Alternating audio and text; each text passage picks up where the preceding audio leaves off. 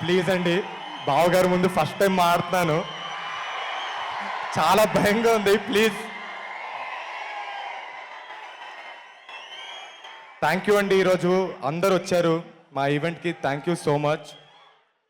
నాకు ఈరోజు జనతా గ్యారేజ్ నుంచి ఒక డైలాగ్ చెప్పాలని ఉందండి.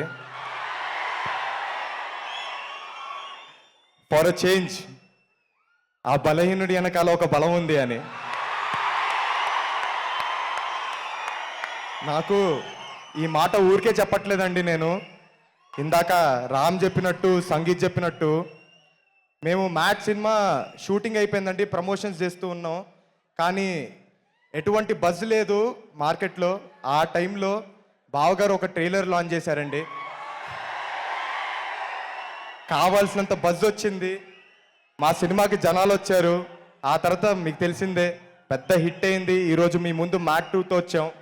థ్యాంక్ యూ సో మచ్ బావా, మీకు ఎప్పటికీ రుణపడిపోయి ఉంటాం. అలానే బావగారు సినిమా చూసిన తర్వాత నాకు ఒక మాట చెప్పారండి, ఈసారి ఈజ్ బాగా పెరిగిందిరా నీలో యాక్టింగ్లో అని. థ్యాంక్ యూ సో మచ్ బావా. ఆ ఈజ్కి కారణం మా డైరెక్టరే బావా. ఎందుకంటే